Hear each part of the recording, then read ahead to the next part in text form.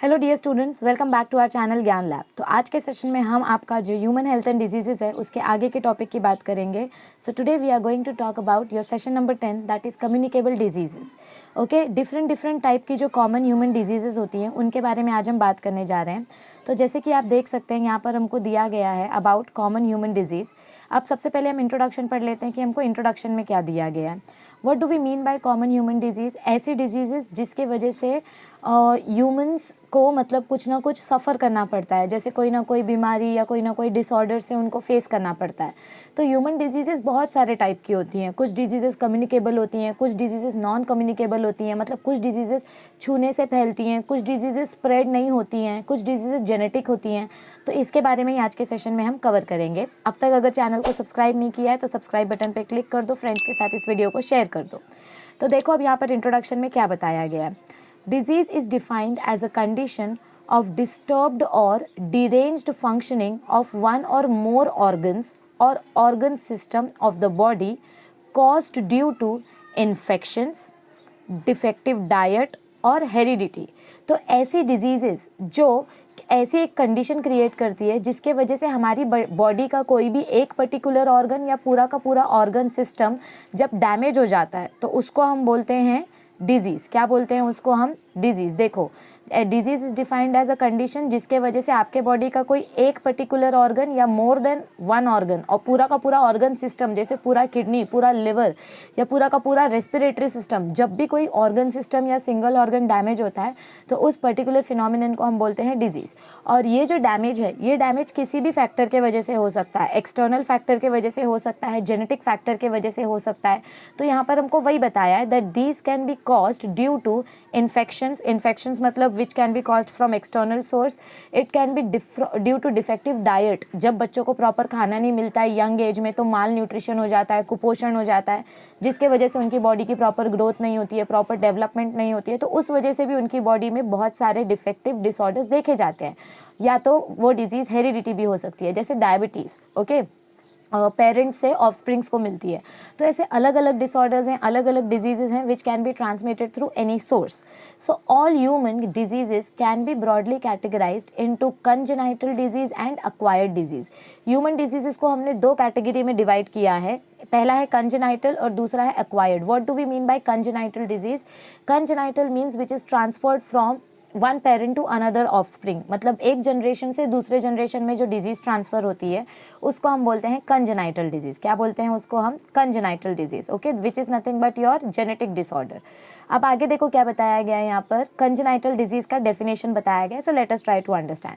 Congenital diseases are present from birth. ये diseases कब से प्रेजेंट होती है बच्चे के अंदर? बर्थ के टाइम से। जब बच्चा पैदा होता है उसी टाइम पे उसके अंदर जो पेरेंट्स के क्रोमोसोम्स या पेरेंट्स के डीएनए ट्रांसफ़र होते हैं तो पेरेंट्स का डिफेक्ट बच्चे के साथ आ जाता है। Okay, so congenital diseases are present in the child from birth.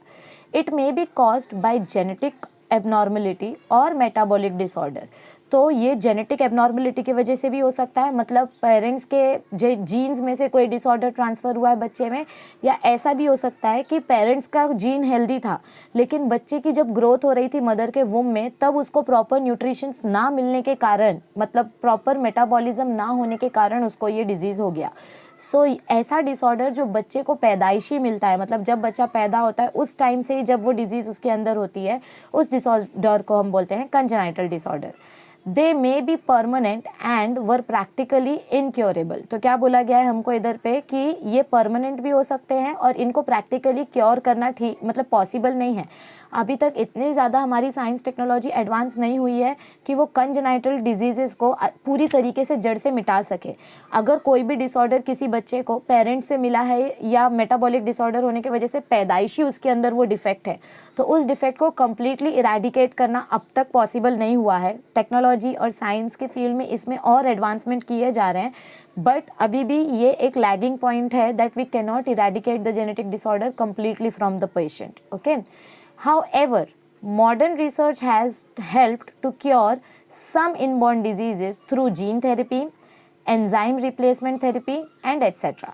लेकिन हम बोल रहे हैं ना कि साइंस ने इतना एडवांसमेंट नहीं किया है कि सारी डिजीजेस ठीक कर सकें, लेकिन कुछ कुछ टेक्नोलॉजीज़ की मदद से हम, जैसे कि RDNA टेक्नोलॉजी की मदद से, जीन थेरेपी की मदद से, एंजाइम रिप्लेसमेंट की मदद से हम ह्यूमंस की वो डिजीजेस ठीक कर सकते हैं। जीन थेरेपी में क्या होता है, जो डिफेक्टिव जीन होती है आप वो जाइगोट के अंदर पहले आइडेंटिफाई कर लेते हो, मतलब जब फीटस जाइगोट के स्टेज में रहता है तो उसी टाइम पे उसका एमनियोसिंथेसिस करके पूरा जेनेटिक स्टडी किया जाता है और उसकी बॉडी में जो भी डिफेक्टिव जीन होगा उस डिफेक्टिव जीन को रिप्लेस कर दिया जाता है। लेकिन ये कब पॉसिबल है, only when the foetus is in the form of zygote, मतलब जब नया नया फर्टिलाइजेशन हुआ है और जाइगोट बना है उसी टाइम पे अगर आपने वो जीन रिप्लेस कर दिया तो आपका बच्चा हेल्दी होने के चांसेस हैं।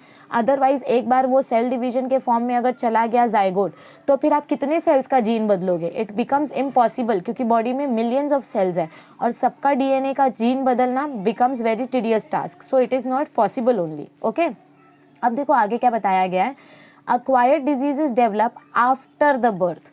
तो कंजेनाइटल डिजीजेस कब प्रेजेंट होती हैं, बर्थ के टाइम से। कंजेनाइटल डिजीजेस कब प्रेजेंट होती हैं, जब बच्चा पैदा होता है तब उसके टाइम पे, बर्थ के टाइम से ही प्रेजेंट होती हैं।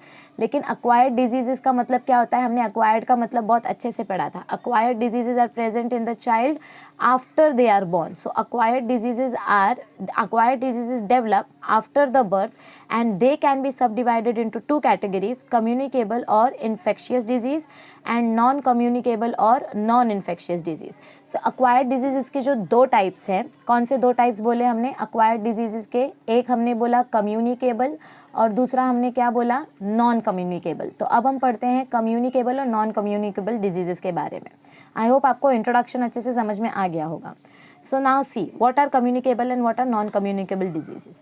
So the diseases which are transmitted from infected person to another healthy person either directly or indirectly, they are known as communicable और infectious disease। जैसे कि फॉर एग्जाम्पल ले लो, रिसेंट में कौन सा डिजीज़ चल रहा है, कोरोना वायरस। ये जो वायरस है, ये जो इन्फेक्शन है, ये एक इन्फेक्टेड पर्सन से दूसरे हेल्दी पर्सन के पास स्प्रेड हो रहा है। ओके, छूने से, साथ में बैठने से, खाना शेयर करने से ये डिजीज़ स्प्रेड हो रही है। तो जो डिजीज़ कम्युनिकेट करने से स्प्रेड होती है उस डिजीज़ को हम बोलते हैं कम्युनिकेबल और इन्फेक्शियस डिजीज़। क्या बोलते हैं उस डिजीज़ को, हम कम्युनिकेबल बोलते हैं या communicable or infectious disease you can say. Okay, so communicable disorder is the disease which is spread from one infected person to another healthy person। जिसका एक एग्जाम्पल देखो यहाँ पर क्या दिया गया है, malaria and other diseases which are to be studied in this chapter are examples of this type. तो ऐसे जो अलग अलग डिजीजेस हैं जो हम इस चैप्टर में कवर करने वाले हैं, जैसे मलेरिया, टाइफॉइड, डेंगू, ऐसे बहुत सारे डिजीजेस हम स्टडी करने वाले हैं जो इन्फेक्शियस टाइप का है, मतलब जो एक पर्सन से दूसरे पर्सन में कम्युनिकेट हो सकती है। अब देखो नेक्स्ट पैराग्राफ में हमको क्या बताया गया है, नेक्स्ट पैराग्राफ में हमको बोला गया है नॉन कम्युनिकेबल डिजीजेस के बारे में।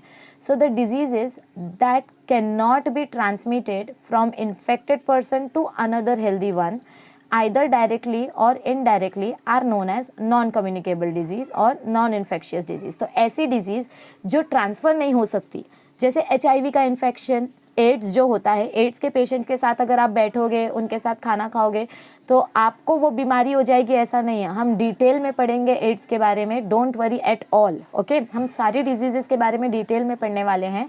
तो इतना अपने दिमाग में अच्छे से कॉन्सेप्ट बिठा लो कि जो डिजीज़ कम्युनिकेशन से फैलती है, मतलब जो डिजीज़ छूने से फैलती है, उस डिजीज़ को हम बोलते हैं कम्युनिकेबल डिजीज़, और जो डिजीज़ स्प्रेड नहीं होती है डायरेक्टली या इनडायरेक्टली, उस डिजीज़ को हम बोलते हैं नॉन कम्युनिकेबल डिजीज़। और जिसका एक एग्जांपल यहाँ पर दिया गया है कैंसर एंड डेफिशिएंसी डिजीज़। अब समझो मुझे विटामिन सी की कमी है अगर, तो मैं तुमको छू लूँगी तो क्या तुमको भी विटामिन सी की कमी हो जाएगी? नहीं ना, इट इज़ टोटली स्टुपिडिटी। तो डेफिशिएंसी डिसऑर्डर्स जो होते हैं, जो मेरे खुद के जेनेटिक या मेटाबॉलिक डिसऑर्डर्स हैं, वो किसी को कम्युनिकेट करने से नहीं फैलेंगे, वो मेरे अंदर का डिसऑर्डर है, मेरे अंदर का डिफेक्ट है। तो ऐसे डिसऑर्डर्स, ऐसे डिजीजेस जो इंडिविजुअल पर्सन के खुद के डिसऑर्डर्स होते हैं, वो कम्युनिकेट करने से नहीं फैलते। लेकिन जो डिसऑर्डर्स बाहर से मिलते हैं, जैसे कि मलेरिया हो गया, मलेरिया मच्छर प्लाज्मोडियम के वजह से होता है, तो ये डिजीज़ जो एक्सटर्नल सोर्सेज से आते हैं वो कम्युनिकेट होते हैं। ठीक है, इधर पे देखो आगे क्या बताया गया है, communicable diseases are caused by pathogens like viruses, bacteria, fungi, helminth मतलब वर्म्स, यहाँ पे दिया है हेलमिंथ वर्म्स एट्सेट्रा। तो ऐसे डिसीजेस जो किसी मच्छर के वजह से, किसी वायरस के वजह से, किसी बैक्टीरिया फंगस के वजह से या किसी वर्म के वजह से फैलते हैं, उन डिजीजेस को हम बोलते हैं communicable diseases. And all the disease causing organisms are called pathogens. देखो ये आपके पैथोजन का डेफिनेशन है। ऐसा कोई भी फॉरेन पार्टिकल जो आपकी बॉडी में इम्यूनोजेनिक रिस्पॉन्स क्रिएट करता है तो उसको हम बोलते हैं pathogen. Any disease causing organism which is able to create an immunogenic response is called as pathogen. So I hope आपको ये स्लाइड भी अच्छे से समझ में आ गई होगी। आई होप आपको ये लेक्चर्स अच्छे लग रहे हैं देखने में, आपको समझ में भी आ रहा है। फीडबैक ज़रूर दीजिएगा कमेंट सेक्शन में। अब बढ़ते हैं नेक्स्ट स्लाइड की तरफ। तो यहाँ पर आपको आगे कम्युनिकेबल डिजीज़ के बारे में क्या बताया गया है। Many pathogens use another organism which is known as the vector to reach us। अब देखो ये वेक्टर वर्ड का मतलब क्या है। वेक्टर मतलब क्या होता है, एक तरीके का पोस्टमैन। जैसे देखो अगर समझो कि आपको कॉलेज से कोई लेटर आने वाला है, तो समझो आपके कॉलेज वालों ने एक लेटर रिलीज़ किया है और ये आपके कॉलेज वालों ने एक लेटर रिलीज़ किया है और ये लेटर आप तक अगर पहुंचाना है तो कॉलेज का प्रिंसिपल, कॉलेज के जो प्रिंसिपल होते हैं वो खुद तो आप तक आपका लेटर पहुंचाने के लिए आएंगे नहीं, तो वो किसकी मदद लेंगे, यहाँ पर किसी पोस्टमैन की मदद लेंगे। किसकी मदद लेंगे, किसी पोस्टमैन की मदद लेंगे। तो ये जो पोस्टमैन है ये हमारे बन जाते हैं वेक्टर।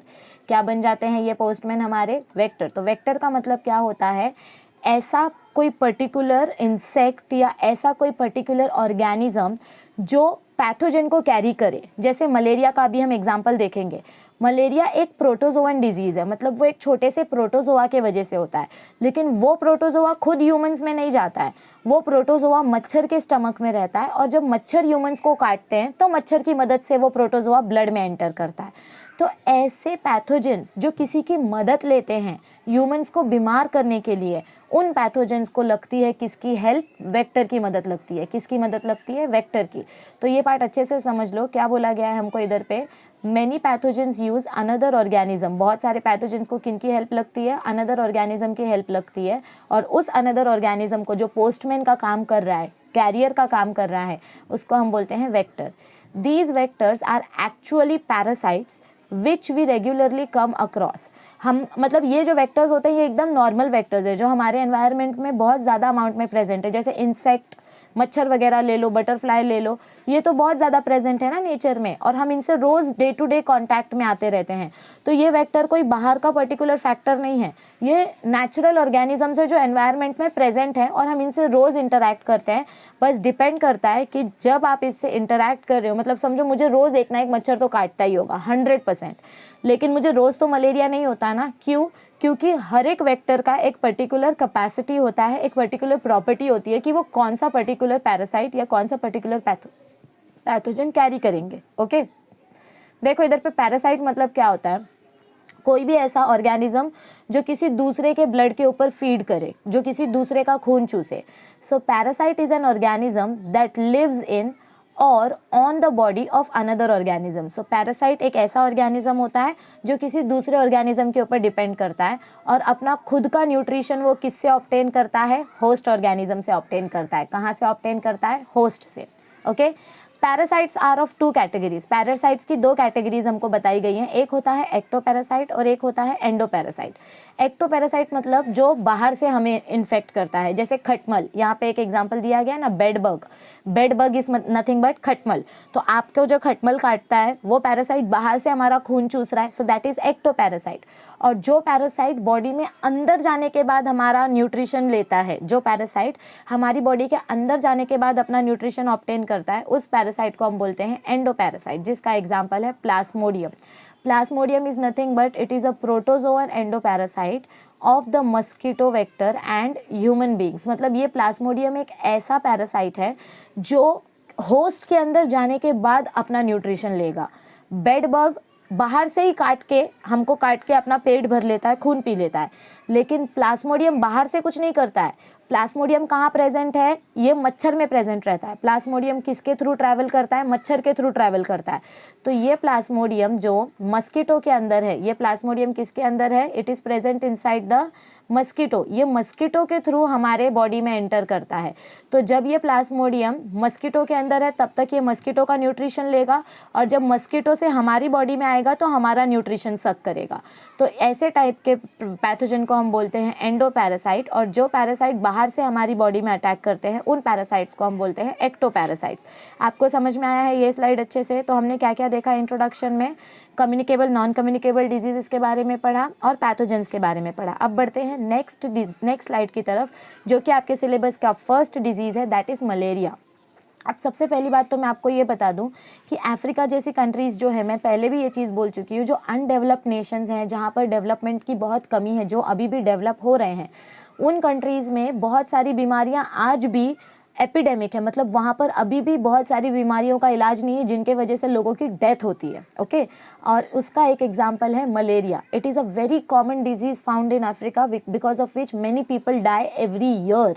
ओके, और अभी लकीली, पहले तो मलेरिया का कहीं पे भी इलाज नहीं था, but now after so much hard work of scientist we have got medicine for malaria, so we now do not fall sick out of malaria. हम अभी मलेरिया की वजह से बीमार नहीं पड़ते हैं, लेकिन ये बहुत ही डेंजरस डिजीज़ है। ओके, देखो क्या है इसके बारे में डिटेल में पढ़ते हैं। It is a vector borne infectious disease. ये देखो, ये पहला लाइन ना आपको हर एक डिजीज़ में कॉमन दिया रहेगा कि ये डिजीज़ किसके वजह से स्प्रेड होती है? वेक्टर के वजह से स्प्रेड होती है। किसके वजह से? वेक्टर के वजह से। So it is a vector borne, मतलब ये जो पैथोजन है मलेरिया के, जिस पैथोजन के वजह से होता है, वो पैथोजन डायरेक्ट आपकी बॉडी में घुस के आपको बीमार नहीं करेगा, वो पैथोजन किसी वेक्टर की मदद से आपकी बॉडी में घुसेगा। तो जब भी कोई पैथोजन किसी वेक्टर की मदद लेगा, किसी कैरियर की मदद लेगा, तो उस डिजीज़ को हम बोलते हैं वेक्टर बॉर्न डिजीज़। क्या बोलेंगे उसको हम? वेक्टर बॉर्न इन्फेक्शन या vector borne disease. It is caused by which protist? It is caused by Plasmodium. देखो मैं आपको एक चीज़ इधर पे बता रही हूँ, अभी से ही आप अपने टेक्स्ट बुक में एक कॉलम बना के रखो। उस कॉलम में क्या लिखोगे? उस पूरे टेबल में आप क्या लिखोगे? डिजीज़ का नाम, फर्स्ट डिजीज़, सेकंड डिजीज़, हम जितने भी डिजीज़ पढ़ने वाले हैं उन डिजीज़ का नाम, फिर वो डिजीज़ किसके वजह से होती है, मतलब वहाँ पर आप क्या लिखोगे? कॉजेटिव एजेंट, कि ये डिजीज़ कौन से पर्टिकुलर ऑर्गेनिज्म के वजह से हो रही है। जैसे यहाँ पर क्या एग्जांपल है मलेरिया का? प्लाज्मोडियम के वजह से, टाइफॉइड किसी और के वजह से, डेंगू किसी और के वजह से। फिर थर्ड कॉलम में आपका क्या आएगा? वेक्टर, कि इनमें कौन सा वेक्टर इन्वॉल्व है। जैसे कि अगर आप मलेरिया की बात करो तो इसमें मस्कीटो इन्वॉल्व है। कौन सा मस्कीटो इन्वॉल्व है? Female Anopheles. आगे आप पढ़ोगे, ठीक है, यहीं पे आगे दिया गया है हमको कि कौन सा वेक्टर इन्वॉल्व है। फिर इसके साइंस और सिम्टम्स का कॉलम बनाने की ज़रूरत नहीं है। देखो एग्जाम में क्या आएगा पता है? इस चैप्टर में से आपको कॉजेटिव एजेंट पूछेंगे कि किसके वजह से ये बीमारियां होती हैं और इनका वेक्टर कौन है, ये पूछेंगे। तो ऐसे 4-5 कॉलम बनाओ। फिर चौथा कॉलम क्या आएगा कि इनको ट्रीट कैसे किया जा सकता है, ठीक है, इनका ट्रीटमेंट करने के लिए कौन सी मेडिसिन अवेलेबल है। तो ऐसे 4 से 5 अलग अलग कॉलम बनाओ और उसमें आप पूरे डिजीज़ का चार्ट बना के लिखना, तो आपको लास्ट मोमेंट रिवीजन करने के लिए बहुत आसानी हो जाएगी। देखो जो साइंस और सिम्टम्स होते हैं ना, ये ऑलमोस्ट सारे डिजीज़ के सेम होते हैं। आपको सिर्फ याद क्या रखना होता है?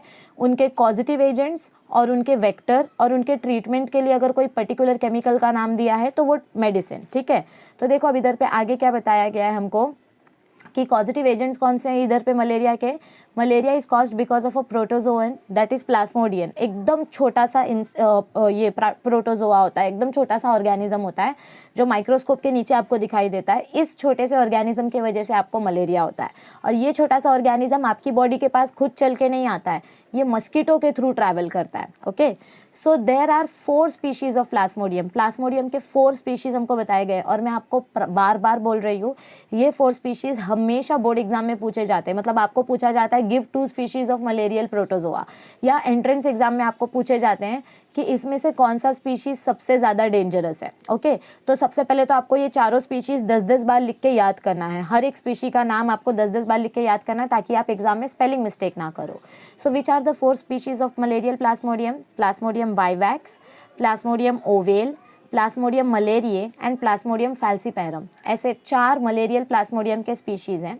और इसमें से जो ये लास्ट स्पीशीज़ है Plasmodium falciparum, it causes serious illness. ये प्लाज्मोडियम सबसे ज़्यादा डेंजरस है, और बाकी के जो है वो रेयरली फेटल है। मतलब अगर प्लाज्मोडियम फैल्सीपैरम का इन्फेक्शन हुआ है तो इंसान की डेथ कन्फर्म है, लेकिन बाकी के जो 3 प्लाज्मोडियम हैं उनके वजह से इंसान की डेथ नहीं होती है, लेकिन उनके वजह से भी बीमारी होती है।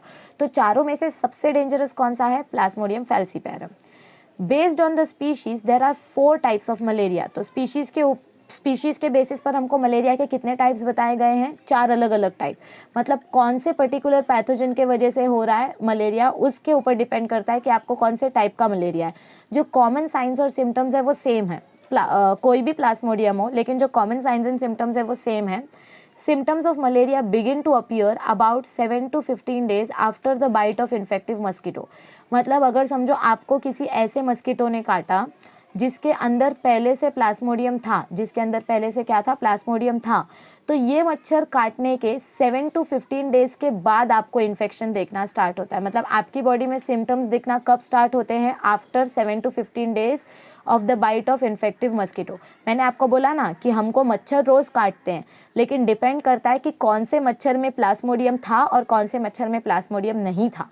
ओके, तो जब आपको कोई भी मस्कीटो काटता है, अगर उसके अंदर प्लाज्मोडियम है तो 7 से 15 दिन के अंदर, मतलब 2 हफ्ते के अंदर आपको पता चल जाएगा कि आपको मलेरिया हो रहा है, क्योंकि फिर आपकी बॉडी में चेंजेस होने लग जाएंगे। कौन से चेंजेस होने लग जाएंगे?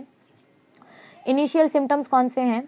Initial symptoms are fever. सबसे पहले मलेरिया का सबसे टिपिकल सिम्टम जो है वो फीवर है, हेडेक, सर दुखने लगता है, चिल्स मतलब कपकपाहट होती है, बॉडी शिवर करने लग जाती है, and it may be difficult to recognise as malaria. तो स्टार्टिंग में जब नॉर्मल बुखार होना, सर दर्द होना, बॉडी कांपना, ये नॉर्मल सिम्टम्स है, इनसे हम बोल नहीं सकते कि कंफर्म मलेरिया हुआ है।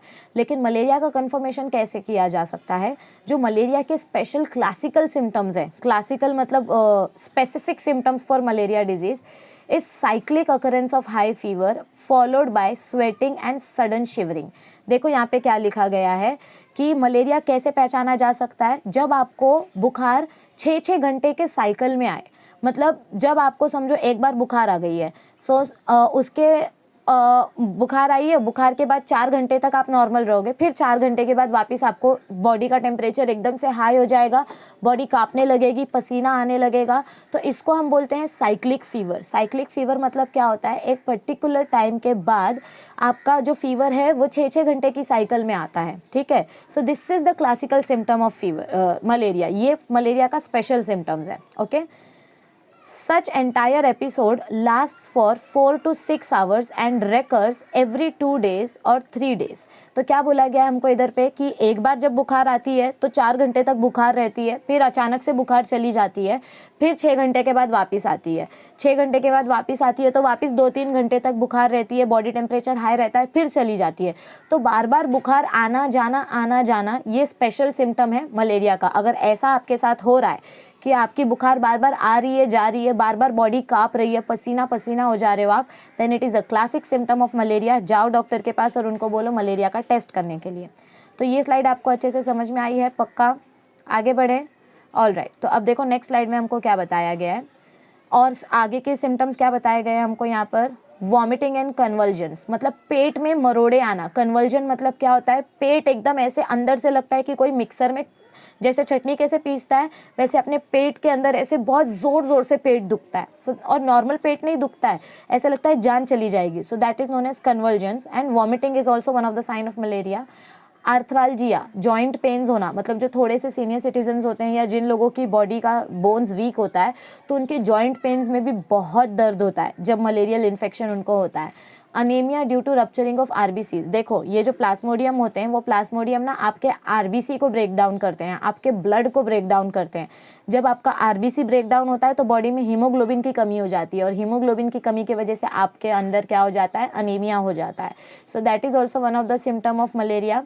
हीमोग्लोबिन्यूरिया मतलब क्या बताया गया है आपको यहाँ पर कि आपके यूरिन में येलो कलर बहुत आएगा, क्योंकि हीमोग्लोबिन भी ब्रेक डाउन हो रहा है, आरबीसी भी ब्रेक डाउन हो रहा है, जिसके वजह से बिलीरुबिन, बिलीवर्डिन ब्रेक डाउन हो रहे हैं, तो यूरिन बहुत डार्क येलो कलर का आने लगता है। हिपैटोमेगाली मतलब आपका लिवर स्वेल हो जाता है मलेरिया के वजह से। ये जो मलेरिया प्लाज्मोडियम है ये पहले आपके लिवर पे अटैक करते हैं, लिवर में मतलब अपना सेल डिवीजन करते हैं, तो लिवर साइज में स्वेल हो जाता है और फिर लिवर से निकल के ब्लड सेल्स के पास जाते हैं। तो मतलब ये मलेरिया के इंसेक्ट हमारी पूरी बॉडी की धज्जियाँ उड़ा देते हैं। They completely damage our entire body system, bone pen, liver damage, RBC damage, तो बहुत कुछ हो जाता है मलेरिया के वजह से, ओके। रेटिनल डैमेज, आपकी आई साइट भी कमज़ोर हो सकती है इन मलेरियल प्लाज्मोडियम के वजह से। सेरिब्रल मलेरिया मतलब कि आपका ब्रेन इन्फेक्शन, अगर समझो जैसे अफ्रीका में मैंने बोला प्लाज्मोडियम फैल्सीपेरम, ये प्लाज्मोडियम ऐसा है जो आपके ब्रेन में जाके भी आपके ब्रेन को डैमेज कर सकता है, आपके ब्रेन को इफेक्ट कर सकता है। और हम बोलते हैं ना बुखार दिमाग तक नहीं पहुंचनी चाहिए, इसीलिए डॉक्टर बोलते हैं कि ठंडी पट्टी रखते रहो सर के ऊपर। टेम्परेचर के वजह से आपके ब्रेन सेल्स न्यूरॉन्स डाई हो सकते हैं हाई टेम्परेचर के वजह से। इस वजह से जितना हो सके उतना जल्दी मलेरिया का इलाज करवा लेना चाहिए, क्योंकि ब्रेन डैमेज अगर हो गया तो पर्सन के बचने के चांसेस ऑलमोस्ट नेग्लिजिबल हो जाते हैं। यहाँ पर देखो आपको चारों अलग अलग स्पीशीज़ बताई गई है और चारों अलग अलग स्पीशीज़ का इंक्यूबेशन पीरियड बताया गया है। इंक्यूबेशन पीरियड मतलब क्या होता है कि कितना टाइम लगेगा इन्फेक्शन बढ़ने में और सिम्टम्स दिखाई देने में। देखो मच्छर ने मुझे जिस दिन काटा उसी दिन से मेरी बॉडी में ये अगर इस मच्छर के ऊपर प्लाज्मोडियम था और इस मच्छर ने अगर मुझे काटा तो उसी दिन से मेरी बॉडी में इन्फेक्शन स्टार्ट हो जाता है। लेकिन मुझे सिम्टम्स कब दिखाई देते हैं? After few days. तो सिम्टम्स दिखने के लिए जो टाइम चाहिए उस पीरियड को हम बोलते हैं इंक्यूबेशन पीरियड। क्या बोलते हैं उस पीरियड को हम? Incubation period. तुरंत जैसे मच्छर काटता है बॉडी में बुखार नहीं होती है ना, ऐसा नहीं होता है ना कि मच्छर ने काटा और तुरंत बुखार आ गई। मच्छर के काटने के कुछ दिन के बाद हमारी बॉडी में सिम्टम्स दिखाई देते हैं। तो उस पीरियड को मतलब इन्फेक्शन स्टार्ट होने से लेकर सिम्टम्स दिखने वाले स्टेज के बिटवीन के पीरियड को हम बोलते हैं इंक्यूबेशन पीरियड। इस पीरियड में आपकी बॉडी में ये जो पैथोजन है ये डिवाइड हो जाते हैं और फिर आपके बॉडी में सिम्टम्स दिखना स्टार्ट होते हैं।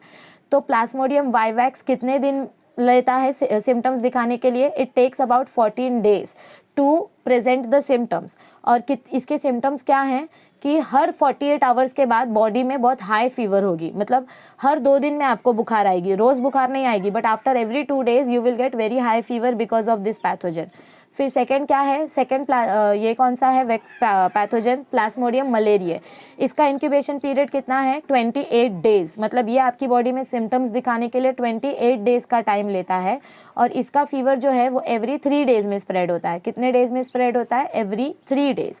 फिर थर्ड पैथोजन कौन सा है? Plasmodium oval. ये आपकी बॉडी में सिम्टम्स दिखाने के लिए 17 दिन लेता है। और इसका फीवर कितना टाइम में बार बार आता है आपकी बॉडी में? एवरी 2 डेज में ये फीवर आता है। मतलब आज अगर बुखार आई तो 2 दिन के बाद, फिर 2 दिन के बाद, रोज़ बुखार नहीं आएगी। ओके। और प्लाज्मोडियम फैल्सीपेरम सबसे फास्ट स्प्रेड होता है और इसके सिम्टम्स भी सबसे जल्दी दिखाई देते हैं। और ये मतलब इसका कोई स्पेसिफिक फिक्स टाइमिंग नहीं है, लेकिन ये 22 टू 48 आवर्स के बीच में बार बार फीवर आएगा। और जब आपने अगर 22 टू 48 आवर्स के अंदर भी अपना ट्रीटमेंट नहीं कराया तो ये बुखार ब्रेन तक जाने के चांसेस हैं और पर्सन का ब्रेन डैमेज होने के चांसेस हैं। सो आई होप आपको ये इंक्यूबेशन पीरियड और बाकी की चीज़ें अच्छे से समझ में आई है। आपको ये लर्न करने की ज़रूरत नहीं है, इसमें से सिर्फ आपको याद क्या करना है? इस स्पीशीज़ का नाम याद करना है, ठीक है। और इनका इंक्यूबेशन पीरियड भी आप याद करके रख लोगे तो अच्छा है, आपके लिए हेल्प हो जाएगी, ठीक है। अब आगे बढ़ते हैं नेक्स्ट स्लाइड की तरफ। यहाँ पर देखो, यहाँ पर आपको प्लाज्मोडियम कैसे मतलब मलेरिया कैसे स्प्रेड होता है उसका लाइफ साइकिल बताया गया है, प्लाज्मोडियम का लाइफ साइकिल बताया गया है। तो हम स्टार्ट करते हैं ह्यूमन से, ठीक है। ह्यूमन से नहीं, हम स्टार्ट करते हैं मस्कीटो से। ऐसा मस्कीटो जिसके अंदर ऑलरेडी प्लाज्मोडियम है, मतलब इन्फेक्टेड मस्कीटो, ठीक है। ये ऑलरेडी इन्फेक्टेड मस्कीटो है। इस इन्फेक्टेड मस्कीटो के सलाइवरी ग्लैंड से जब ये मस्कीटो मेरी स्किन पे बैठेगा, क्या बोल रही हूँ मैं इधर, रुको मैं दूसरा कलर लेती हूँ, 1 मिनट। हाँ, सो क्या बोल रहे हैं हम यहाँ पर? जब ये इन्फेक्टेड मस्कीटो हमारी स्किन में बाइट करेगा तो हमारी स्किन के थ्रू इसके सलाइवरी ग्लैंड से सारे प्लाज्मोडियम आ जाएंगे। मतलब ये देखो, ये छोटे छोटे जो प्लाज्मोडियम के सेल्स हैं, ये सेल्स मस्कीटो के थ्रू हमारी बॉडी में एंटर कर रहे हैं। अब ये हमारी बॉडी के अंदर जब एंटर करेंगे तो ये लिवर के पास जाते हैं। ये हिपैटिक सेल मतलब क्या होता है? Liver cell. तो देखो, ये इन्फेक्टेड मच्छर ने हमको बाइट किया तो इसके अंदर से सारे प्लाज्मोडियम के सेल्स हमारे लिवर के पास गए। लिवर के पास जब ये सेल्स जाते हैं तो उनको हम क्या बोलते हैं? हिप्नोजॉइड। मलेरिया के जो प्लाज्मोडियम होते हैं इनके अलग अलग स्टेजेस हैं, ओके। जब ये मलेरियल प्लाज्मोडियम लिवर के पास जा रहे हैं तो उनको हम बोलेंगे हिप्नोजॉइड, ओके। ये किसके ऊपर अटैक करते हैं? ये अटैक करते हैं हमारे लिवर के ऊपर, इसीलिए उसको हम बोलते हैं हिपैटिक डोरमेंसी। मतलब ये लिवर की डोरमेंसी को ब्रेक करते हैं, लिवर के वॉल को ब्रेक करके, मतलब लिवर के सेल्स के अंदर घुस जाते हैं और लिवर को ब्रेक डाउन करना स्टार्ट कर देते हैं, मतलब लिवर के सेल्स को डैमेज करना स्टार्ट कर देते हैं। यहाँ से ये मैच्योर होकर निकलते हैं तो इनको हम बोलते हैं मैच्योर शिजॉन्ट। मतलब जब ये प्लाज्मोडियम बॉडी के अंदर आए, देखो हाँ ध्यान से देखो, ये लाइफ साइकिल आपको एग्जाम में कभी नहीं पूछा जाता है बट आपकी अंडरस्टैंडिंग के लिए बहुत इंपॉर्टेंट है। जब ये मलेरिया सेल्स बॉडी में आए तब ये हिप्नोजॉइट के फॉर्म में थे। जब ये लिवर से मैच्योर होकर बाहर निकले तो इनको हमने बोला शिज़ोंट। अब ये शिज़ोंट मैच्योर होते हैं और स्प्रेड हो जाते हैं। इनको मैच्योर होने के लिए थोड़ा सा टाइम चाहिए। जब ये मैच्योर होना स्टार्ट होंगे तो इनके अंदर से छोटे छोटे प्लाज्मोडियम के एग्स निकलेंगे। उन प्लाज्मोडियम के एग्स को हम बोलते हैं मीरोजॉइट। क्या बोलते हैं उनको हम? मीरोजॉइट। अब ये मीरोजॉइट्स अटैक करेंगे हमारे आरबीसी के ऊपर। किसके ऊपर अटैक करते हैं ये मीरोजॉइट? हमारे आरबीसी के ऊपर, मतलब हमारे रेड ब्लड सेल के ऊपर। तो जैसे ही ये मीरोजॉइट हमारे रेड ब्लड सेल में एंटर करते हैं वो बन जाते हैं ट्रोफोजॉइट। उनका नाम बदलते जाता है, हर फेज में उनका नाम बदलता है। जब वो बॉडी के अंदर आए तो वो हिप्नोजॉइट के फॉर्म में थे। जब वो लिवर से बाहर निकले तो शिज़ोंट बन गए। शिज़ोंट मतलब ये ऐसा सैक लाइक स्ट्रक्चर। फिर इसके अंदर से ये छोटे छोटे दिख रहे हैं आपको। जब ये छोटे छोटे प्लाज्मोडियम शिज़ोंट से बाहर निकले तो उनको हमने मीरोजाइट बोला। मीरोजॉइट जैसे ही रेड ब्लड सेल में एंटर करते हैं तो वो बन जाते हैं ट्रोफोजॉइट। अब ये ट्रोफोजॉइट हमारे आरबीसी को डैमेज कर रहे हैं, ठीक है, ये आरबीसी को डैमेज कर रहे हैं और आरबीसी के अंदर अपना सेल डिवीजन कर रहे हैं। क्या कर रहे हैं ये? आरबीसी के अंदर अपना सेल डिवीजन कर रहे हैं। तो जब ये आरबीसी के अंदर अपना सेल डिवीजन कर रहे हैं तो इनको हम वापस क्या बोलेंगे? शिज़ोंट। क्या बोलेंगे? देखो जब ये सेल के अंदर है, किसी भी सेल के अंदर है, तब हम इनको क्या बोलते हैं? शिज़ोंट। ध्यान से देखो इधर पे भी हमने इसको शिज़ोंट बोला है क्योंकि ये सेल के अंदर था, और इधर पे भी ये सेल के अंदर है इसीलिए इसको भी हमने क्या बोला है? शिज़ोंट बोला है। तो जब ये किसी सेल के अंदर प्रेजेंट होते हैं तो उनको हम शिज़ोंट बोलते हैं, ठीक है। अब ये इस सेल को, आरबीसी को ब्रेक करके, देखो हमारे एरिथ्रोसाइट मतलब हमारे ब्लड सेल को ब्रेक करके ये उसके अंदर से रिलीज हो जाएंगे, ठीक है। सो रप्चर्ड एरिथ्रोसाइट्स में से ये हमारे जो प्लाज्मोडियम है ये रिलीज हो जाएंगे और ये न्यू एरिथ्रोसाइट्स को इन्फेक्ट करेंगे। क्या करेंगे? ये हमारे बॉडी के न्यू ब्लड सेल्स को ये इन्फेक्ट करेंगे। तो ये न्यू आरबीसीज के अंदर जाएंगे, आरबीसी को इन्फेक्ट करेंगे, ऑलराइट। और ये अलग अलग, जब ये इधर डिवीजन होता है ना इस स्टेज में, जब ये शिज़ोंट मैच्योर होते हैं तो इसमें से कुछ शिज़ोंट्स कुछ प्लाज्मोडियम फीमेल होते हैं और कुछ प्लाज्मोडियम मेल होते हैं। This is female and this is male. So कुछ प्लाज्मोडियम फीमेल होते हैं, कुछ प्लाज्मोडियम मेल होते हैं। इनका अंदर ही अंदर ये होते जाता है, सेक्सुअल रिप्रोडक्शन होते जाता है और अंदर ही अंदर ये मल्टीप्लिकेशन करते जाते हैं। तो ये हमारे फ्रेश आरबीसीज को ब्रेक डाउन कर रहे हैं और फ्रेश आरबीसीज के अंदर इन्फेक्शन स्प्रेड कर रहे हैं। अब समझो कोई हेल्दी मस्कीटो, ये मस्कीटो नंबर 1 है और ये मस्कीटो नंबर 2 है। अब समझो कोई हेल्दी मस्कीटो मुझे काटने आया, मतलब मुझे पहले से मलेरिया हो गया है, यहाँ पे क्या हो गया? मेरा बॉडी में मलेरिया स्प्रेड हो गया है। तो अब मुझे मस्कीटो नंबर 2 जब काटने आएगा, ये एकदम फ्रेश मस्कीटो है, ये अनहेल्दी मस्कीटो है, इस मस्कीटो के अंदर मलेरिया नहीं है। तो जब ये मस्कीटो मुझे काटेगा तो मेरे ब्लड से, मतलब मेरे बॉडी से ये क्या सक करेगा? ब्लड सक करेगा। और उस ब्लड सेल्स में क्या है? उस ब्लड सेल्स में प्लाज्मोडियम है। तो अब ये मस्कीटो भी बेचारा बीमार हो गया। तो इस मस्कीटो के अंदर ये प्लाज्मोडियम जब जाएंगे तो वो कौन से फॉर्म में जाएंगे? माइक्रोगैमेट के फॉर्म में। मतलब ये देखो ये सारे स्टेजेस ना मस्कीटो के अंदर हो रहे हैं, मस्कीटो के पेट के अंदर हो रहे हैं। तो ये प्लाज्मोडियम मस्कीटो के अंदर गैमेट के फॉर्म में प्रेजेंट है, क्योंकि हमने यहाँ पर क्या देखा? रुको मैं ये स्लाइड क्लीन कर देती हूँ। हमने यहाँ पर क्या देखा कि जब ये शिज़ोंट, ये मीरोसाइट्स जो हैं, ये जब आपके आरबीसी के अंदर है तभी ये मेल और फीमेल गैमेट्स बना लेते हैं। तो जब ये मस्कीटो हमारा ब्लड सक करेगा तो इसके अंदर ये दोनों टाइप के गैमेट जाएंगे। तो क्या बनेंगे? ये माइक्रोगैमेट बनेंगे। फिर माइक्रोगैमेट का मैचुरेशन होगा तो मैक्रोगैमेट बनेंगे। और मैंने आपको पहले ही बोला है कि अंदर ही अंदर मेल और फीमेल दोनों प्रेजेंट है, मेल और फीमेल दोनों प्रेजेंट है। तो दोनों का सेक्सुअल रिप्रोडक्शन होकर आपको जाइगोट मिल जाएगा। अंदर ही अंदर सब कुछ हो जाता है। और ये जाइगोट मस्कीटो के स्टमक में डेवलप होता है। कहाँ पर? स्टमक में। मिडगट मतलब उस स्टमक का जो पार्ट है मस्कीटो का, वहाँ पर ये जाइगोट जाके अपना एस्टैब्लिशमेंट कर लेगा। तो ये जाइगोट डेवलप होके क्या बनाता है? ऊकाइनाइड बनाता है। ऊकाइनाइड मस्कीटो के स्टमक से न्यूट्रिशन लेता है और वो डेवलप मैच्योर होके बन जाता है ऊसिस्ट। देखो ये मस्कीटो का जो जाइगोट है वो बड़ा होते जा रहा है। ये ऊसिस्ट के अंदर क्या है? इस ऊसिस्ट के अंदर बहुत सारे छोटे छोटे बच्चे बन गए हैं, मतलब छोटे छोटे प्लाज्मोडियम बन गए। तो जब ये ऊसिस्ट का साइज एकदम बड़ा हो जाएगा तो ये ऊसिस्ट बर्स्ट हो जाएगा मस्कीटो के पेट में, ठीक है। ये ऊसिस्ट मस्कीटो के पेट में बर्स्ट होके सलाइवरी ग्लैंड के पास आएगा और सलाइवरी ग्लैंड से जब ये इन्फेक्टेड मस्कीटो वापस किसी ह्यूमन को काटेगा तो अपने सलाइवा से ये प्लाज्मोडियम ह्यूमन के ब्लड में छोड़ देगा और ह्यूमन के ब्लड से वो ब्लड ले लेगा। तो ऐसे हमारा जो फ्रेश मस्कीटो है बेचारा वो भी बीमार हो जाता है और वो बीमार होके ह्यूमंस के अंदर प्लाज्मोडियम छोड़ देता है। तो ये साइकिल आपको समझना बहुत ज़रूरी है कि यहाँ पर मस्कीटो जो है वो वेक्टर का काम कर रहा है, वो प्लाज्मोडियम कैरी करने का काम कर रहा है। समझ में आई आपको बात? और हम भी एक तरीके का वेक्टर का काम कर रहे हैं, क्योंकि हमारी बॉडी में भी तो मस्कीटो ग्रो हो रहा है, फिर जब नया मस्कीटो हमको काटने आता है तो उसको हम प्लाज्मोडियम दे देते हैं। मतलब हमने एक मस्कीटो से प्लाज्मोडियम लिया और दूसरे मस्कीटो को प्लाज्मोडियम दे दिया। और आपको कब पता चलेगा कि आपको मलेरिया है कि नहीं है? आपके इंक्यूबेशन पीरियड के बाद, मतलब 12 से 14 दिन के बाद। डिपेंड करता है कौन सी स्पीशीज़ के प्लाज्मोडियम का इन्फेक्शन आपको हुआ है। आगे बढ़ते हैं। देखो मोड ऑफ ट्रांसमिशन बताया गया हमको इधर पे, 1 सेकेंड। हाँ, तो मोड ऑफ ट्रांसमिशन में देखो हमको इधर पे क्या बताया गया है, ध्यान से देखना। Plasmodium is transmitted from one person to another through an insect vector female Anopheles mosquito. देखो ये याद कर लो कि हमारा वेक्टर क्या है, मैंने आपको बोला था ना वेक्टर याद करना बहुत ज़रूरी है। तो मलेरिया के लिए कौन सा इंसेक्ट रिस्पॉन्सिबल है? एनोफिलिस मस्कीटो रिस्पॉन्सिबल है, और उसमें का भी सिर्फ फीमेल। क्यों? क्योंकि ये फीमेल एनोफिलिस जो है ये ह्यूमन ब्लड खाते हैं, और मेन एनोफिलिस जो होते हैं वो प्लांट में से, लीव्स में से वो सैप ये करते हैं, सक करते हैं।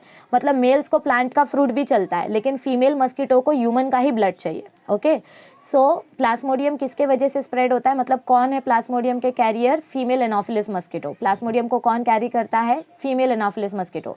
When infected female Anopheles sucks the human blood, जब ऑलरेडी कोई मस्कीटो के अंदर प्लाज्मोडियम है, वो जब ह्यूमन ब्लड को सक करेंगे तो वो क्या करेंगे? मस्कीटो ह्यूमन ब्लड को सक करते करते, मतलब ये इन्फेक्टेड मस्कीटो है, इसके अंदर ऑलरेडी बहुत सारे प्लाज्मोडियम है, ये जब किसी ह्यूमन को बाइट करेंगे तो ह्यूमन को बाइट करते वक्त ये सारे अंडे इसमें रिलीज कर देंगे, मतलब मलेरिया के प्लाज्मोडियम ह्यूमन में रिलीज कर देंगे। So it may transfer sporozoites to human circulation.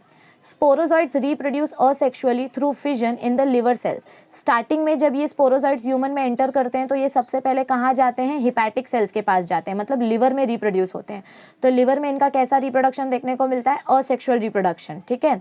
और फिर बाद में the cells formed are now called merozoites. तो लिवर से जो सेल्स निकलते हैं उनको हम बोलते हैं मीरोजॉइड्स। ये मीरोजॉइड्स एरिथ्रोसाइट्स में जाके वापस से सेक्सुअल रिप्रोडक्शन करते हैं, मतलब अलग अलग गैमेट फॉर्मेशन होता है। So the cells formed within erythrocytes function as gametocytes। तो देखो लिवर में असेक्सुअल रिप्रोडक्शन हुआ, फिर लिवर से निकलने के बाद ये हमारे आरबीसी में गए, आरबीसी के अंदर इनके अलग अलग गैमेट्स बने, मेल गैमेट्स और फीमेल गैमेट्स तैयार हुए। तो इनको हम बोलते हैं गैमोगेनी। क्या बोलते हैं इनको हम? गैमोगेनी, क्योंकि वहाँ पर गैमेट फॉर्मेशन होता है। Besides it form gametocytes with in erythrocytes. और ये गैमेट्स कहाँ पर बन रहे हैं? ये गैमेट्स आरबीसी के अंदर ही बन रहे हैं, ठीक है। Okay, Gametocytes if taken up by female Anopheles, fertilization occurs in its guts। तो अब अगर हमको यहाँ पे सेकेंड मस्कीटो काटने के लिए आया, कौन काटने के लिए आया? दूसरा मच्छर जो हेल्दी मच्छर है, जब वो काटने के लिए आएगा, वो जब हमारा ब्लड लेगा तो उसके अंदर ये गैमेट्स जाएंगे, और उस मस्कीटो के अंदर ये मेल गैमेट और फीमेल गैमेट सेक्सुअल फर्टिलाइजेशन करके क्या बनाएंगे? जाइगोट बनाएंगे। और ये जाइगोट डेवलप करके, ये सब अभी मस्कीटो के पेट में उसका पूरा डेवलपमेंट होगा, ऊसिस्ट बनेगा, ऊकाइनाइट बनेगा, उसके मिडगट्स में जाके वो बैठ जाएगा, और फिर उसी मस्कीटो के सलाइवरी ग्लैंड में वो ढेर सारे जो स्पोरोजाइट्स है वो रिलीज कर देगा, ठीक है। हमने पीछे साइकिल देखी ना, सेम वैसे ही। So diploid zygote is formed which transforms into the oocyst। Zygote जो है वो oocyst में कन्वर्ट हो जाता है, and this oocyst forms large number of haploid sporozoite. और ये oocyst क्या बनाता है? बहुत सारे स्पोरोजॉइट्स बनाता है। These sporozoites migrate to salivary glands. और ये स्पोरोजॉइट्स किधर पे माइग्रेट हो जाते हैं? मतलब देखो स्पोरोजाइट्स का डेवलपमेंट मस्कीटो के स्टमक में हुआ। कहाँ पर हुआ? स्टमक में। लेकिन ये मुंह तक उसके आते हैं, सलाइवरी ग्लैंड तक, क्योंकि मस्कीटो के ऊपर के जो एंटीना है जहाँ से वो हमको बाइट करता है, ओके, उसका जो वो थॉर्नी स्ट्रक्चर है, वहाँ पर वो सारे स्पोरोजॉइट्स आके बैठते हैं, ताकि जब मस्कीटो हमारे हाथ पर काटने के लिए आए तो उसके थ्रू सारे के सारे स्पोरोजॉइट्स हमारे ब्लड में एंटर करे, तो सलाइवरी ग्लैंड में सारे स्पोरोजॉइट्स शिफ्ट हो जाते हैं। So they are ready to infect new human host now. Okay, इसका डायग्नोसिस कैसे कर सकते हैं? डायग्नोसिस मतलब किसी भी बीमारी का पता लगाना।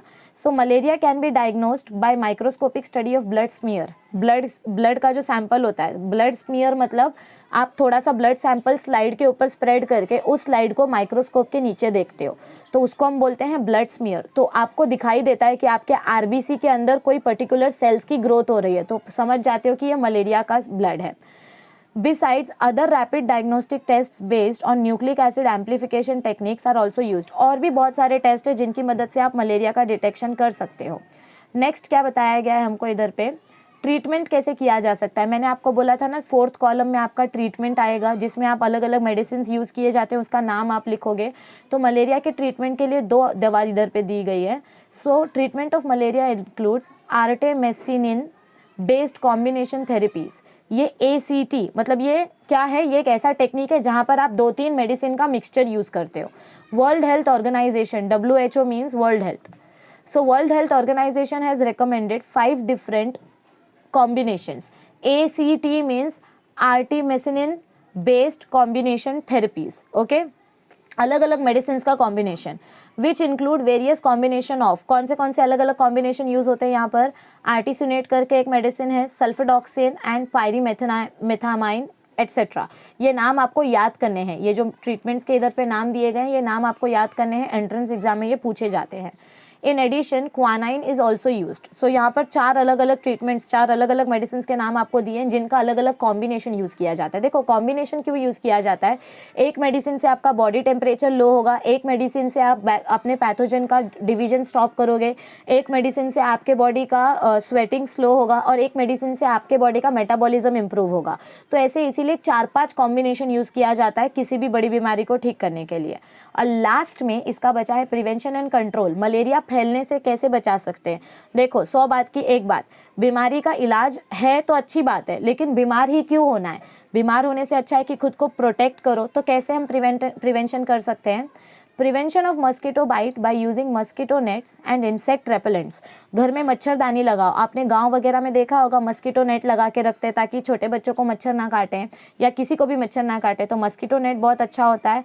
या insect repellent creams like Odomos वगैरह जो आते हैं वो इंसेक्ट रेपेलेंट क्रीम्स लगा सकते हो पार्क में जाने से पहले, कहीं बाहर निकलने से पहले। Second, spraying insecticides and draining stagnant water where mosquito lays eggs. अपने घर में इंसेक्टिसाइड्स छिड़को, अगर मच्छर आते हैं तो स्प्रे छिड़को जिसकी मदद से मच्छर मर जाएं, और कहीं पर भी जमा पानी मत होने दो। मतलब आपने देखा होगा घर के बाहर टायर में, ढक्कनों में, गड्ढों में पानी भरा रहता है, गंदा पानी जमा हो जाता है, वहाँ पर मच्छर अपने अंडे देते हैं। तो ऐसे कहीं पर भी आपको अगर दिखाई दे रहा है कि यहाँ पर पानी जमा हुआ है तो पानी को खाली करो, पानी को कहीं पे भी जमा मत होने दो। स्टैग्नेंट वाटर मतलब जमा हुआ पानी। ओके, और थर्ड एंड लास्ट पॉइंट क्या बताया गया है हमको इधर पे, mosquito larvae can be controlled by using gambusia fresh water fish. ऐसी एक फिश आती है जिसको अगर आप उस गंदे पानी में छोड़ दोगे तो वो मस्कीटो के सारे लार्वे खा लेगी। तो इसके मदद से भी आप मस्कीटो का स्प्रेड होने से रोक सकते हो, क्योंकि गाँव में जो तालाब होता है या जो छोटे छोटे पॉन्ड्स होते हैं, आप पॉन्ड को तो खाली नहीं कर सकते क्योंकि हमको फिशेस ग्रो करनी है, लेकिन उसमें आप एक स्पेशल टाइप की फिश अगर ग्रो करोगे तो उससे आपके मलेरियल मस्कीटो की ग्रोथ नहीं होगी, जिसकी मदद से आप अपना वाटर बॉडी क्लीन रख सकते हो। Always remember the time interval from the invasion of a pathogen to the development of the clinical manifestation is known as incubation period. मैंने आपको पीछे भी बताया था इंक्यूबेशन पीरियड का डेफिनेशन क्या होता है, जिस टाइम आपके बॉडी में मलेरियल पैथोजन या कोई भी पैथोजन इन्वेड करता है, इन्वेड मतलब जब आपकी बॉडी में कोई भी पैथोजन एंट्री लेता है, तो एंट्री लेने से लेकर आपके बॉडी में सिम्टम्स दिखने तक, देखो तुरंत जैसे ही कोई पैथोजन हमको इन्फेक्ट करता है तुरंत सिम्टम्स नहीं दिखाई देते हैं, तो ये बीच का जितना भी पीरियड होता है ना, इस पीरियड को हम बोलते हैं इंक्यूबेशन पीरियड। मतलब जब किसी पैथोजन ने हमारी बॉडी में एंट्री ली, मतलब इन्वेजन लिया, उस टाइम से लेकर स्टार्ट कर देते हैं टाइमर, जब तक आपकी बॉडी में सिम्टम्स दिखाई ना दें। क्लिनिकल मैनिफेस्टेशन मतलब सिम्टम्स, तो एंट्री लेने से लेकर सिम्टम्स दिखने तक के पीरियड को हम बोलते हैं इंक्यूबेशन पीरियड। क्या बोलते हैं इसको हम? Incubation period. तो ये था आपका आज का session human health and diseases का। आई होप आपको इस टाइप की वीडियोस अच्छी लग रही हैं। अगर अच्छी लग रही हैं तो डेफिनेटली कमेंट सेक्शन में बताओ, क्योंकि इससे हमारा काम फास्ट होगा और आपका साइमल्टेनियसली सिलेबस जल्दी कवर हो जाएगा। पढ़ना मत छोड़ो, अच्छे से पढ़ते रहो और इस चैनल को जितना हो सके उतना अपने फ्रेंड्स के साथ शेयर करो। हमने 3rd बैच लाइव सेशन की स्टार्ट कर दी है। अब तक अगर आपने एनरोल नहीं किया है तो प्लीज़ लास्ट डेट तक मत रुको, तुरंत के तुरंत एनरोल करो। चार्जेस बहुत ही मिनिमम है और 3rd बैच में हम कंट्रोल एंड कोऑर्डिनेशन का चैप्टर स्टार्ट करने वाले हैं। वीडियोस को शेयर कर दो, लाइक बटन पे क्लिक कर दो, कमेंट कर दो और पढ़ते रहो। Thank you, see you soon, take care.